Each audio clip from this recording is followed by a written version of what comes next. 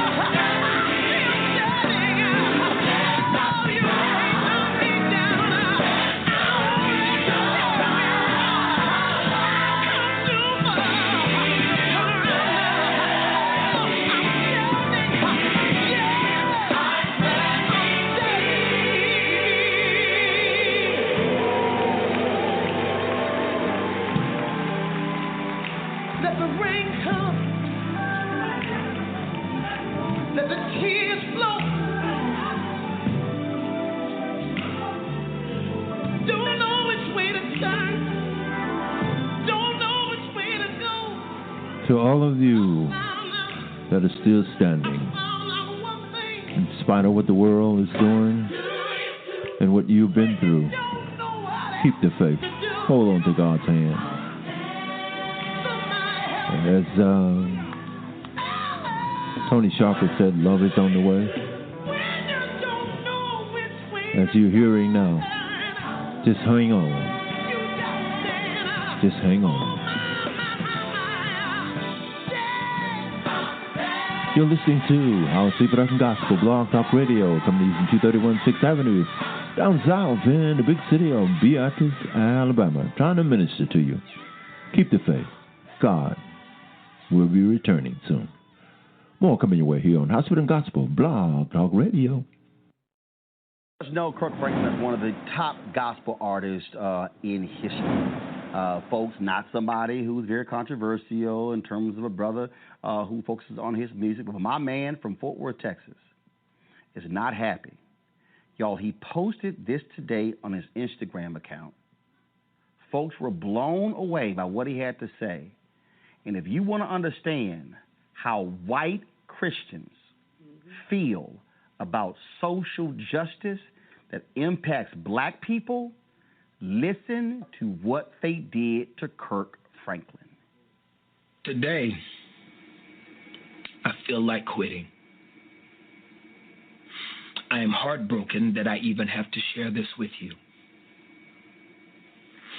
In 2016, I was blessed to win an award for Best Gospel Artist at the Dove Awards.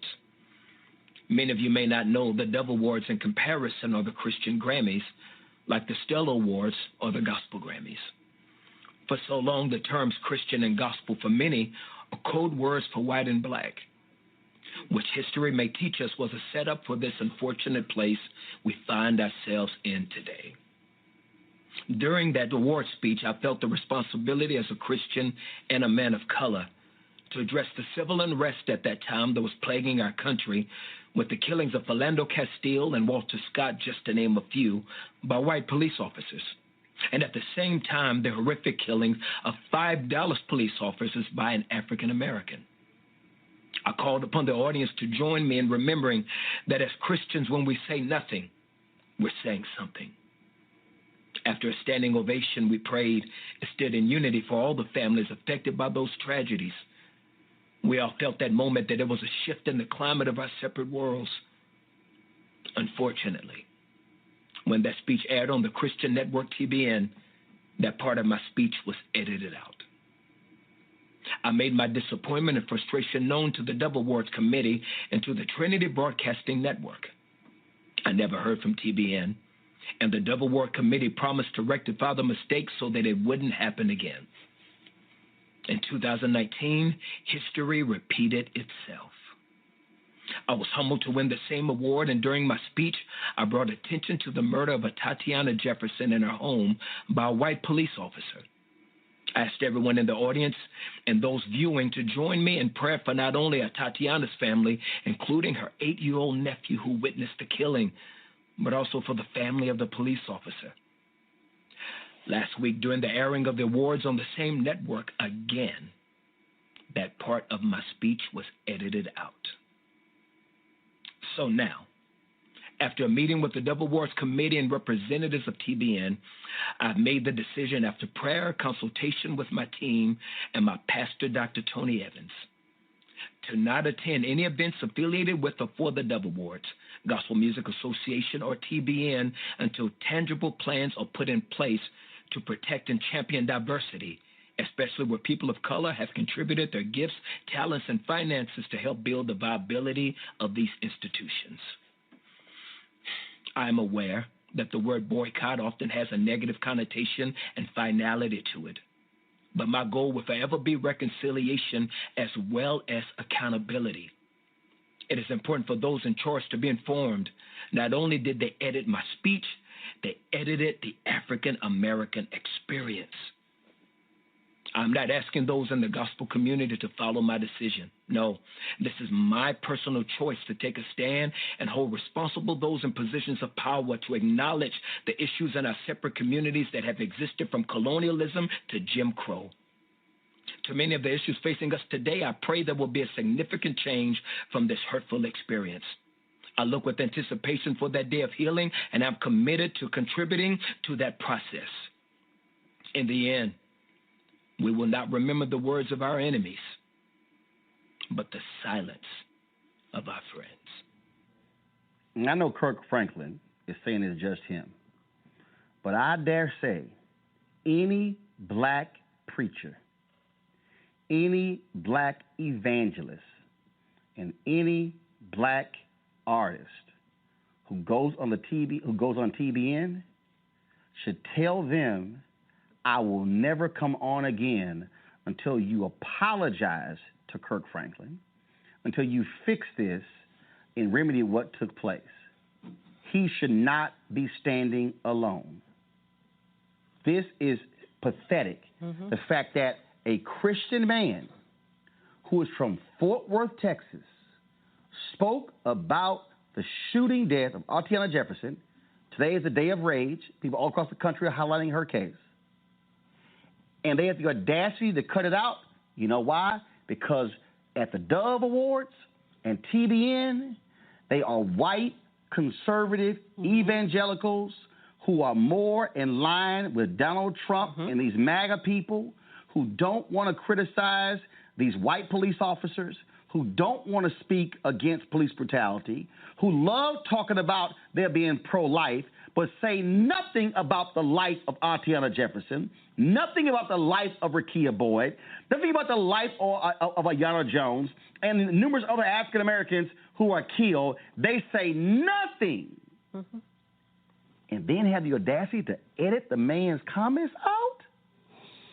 You know, Orlin, all I have to say is that was a powerful statement he made. It reminded me of Dr. King's letter from the Birmingham jail, where he really talked about the, as he said, the silence. White clergy who stood by and watched Dr. King be jailed, watched him be beaten and the others be beaten, and were silent. They talk about Christianity, but Christian, do unto others as you would have done unto you. So they want to get their behinds beat by policemen? Or shot, had their kids shot through a window by policemen? You know, that what you do for the least of these, you do for me? I mean, these people are not Christian. They basically wrap themselves around a Bible, or wrap a Bible around themselves, and sin. Everything they do is a sin, because basically they are attacking life. As you said, life. You can't say you're pro-life and watch people be shot. Right. Yeah. I mean, let's just be very real about who we're talking about here. These white evangelicals have historically and to this day preferenced race over what they claim they believe in terms of their religion. If you look even at what they're saying today, even beyond this issue, there's been lots of research that shows that they think that they preference, for example, their support for Trump over any of their Christian values. I mean, when you think about what he has done and what he continues to do in his life, to sit there and praise him and raise him up like this shows you who they are. And, you know, it makes me believe that, for example, switch people.